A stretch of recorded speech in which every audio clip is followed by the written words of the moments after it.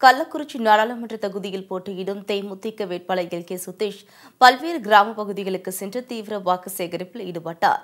கள்ளக்குறிச்சி நாடாளுமன்ற தொகுதியில் போட்டியிடும் தேமுதிக வேட்பாளர் எல்.கே. சுதீஷ் கடந்த ஒரு வாரத்திற்கு மேலாக தொகுதி முழுவதும் சூறாவளி பிரச்சாரம் செய்து வருகிறார். செல்லும் இடமெல்லாம் பொதுமக்கள் அவருக்கு உற்சாக வரவேற்பு அளித்து வருகின்றனர். இந்நிலையில் கங்கவள்ளி சட்டமன்ற தொகுதியில் உள்ள தலைவாசல் ஒன்றியத்தில் எல்.கே. சுதீஷ் தீவிர வாக்கு சேகரிப்பில் ஈடுபட்டார். கோவிந்தம்பாளையம், புளியங்குறிச்சி, வெள்ளையூர் உள்ளிட்ட பகுதிகளில் வீதி வீதியாக சென்று மேச சின்னத்திற்கு வாக்கு சேகரித்தார். இதைத் தொடர்ந்து வீரகனூரில் தேர்தல் பணிமனையை தேமுதிக வேட்பாளர் எல்.கே. சுதீஷ் திறந்து வைத்து வாக்கு சேகரித்தார். இந்த நிகழ்ச்சியில் தேமுதிக சேலம் புறநகர் மாவட்ட செயலாளர் இளங்கோவன், கெங்கவள்ளி அதிமுக எம்எல்ஏ மருதமுத்து, அதிமுக தலைவாசல் ஒன்றிய செயலாளர் ராமசாமி மற்றும் கள்ளக்குறிச்சி நாடாளுமன்ற தொகுதி பொறுப்பாளர்கள், கூட்டணி கட்சி நிர்வாகிகள் என ஏராளமானோர் கலந்து கொண்டனர். அப்போது பேசிய எல்.கே. சுதீஷ், தன்னை வெற்றி பெற செய்தால் தொகுதிக்கு வேண்டிய அனைத்து திட்டங்களையும் செய்து தருவேன் என்று உறுதியளித்தார்.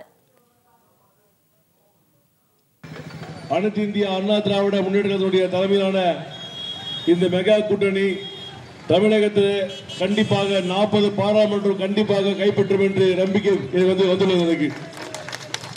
அதே போல நடைபெறவுள்ள 18 சட்டமன்ற இடைத்தேர்தலிலும் அனைத்து இந்திய அண்ணா திராவிட முன்னேற்றம் அமோக வெற்றி பெறும். இன்னைக்கு பாத்தீங்கன்னாக்கா நல்லவங்கெல்லாம் ஒரு பக்கம், கெட்டவங்கெல்லாம் ஒரு பக்கம். நல்லவங்கெல்லாம் அதிமுக கூட இருக்காங்க, கெட்டவங்கெல்லாம் திமுக பக்கம் இருக்காங்க.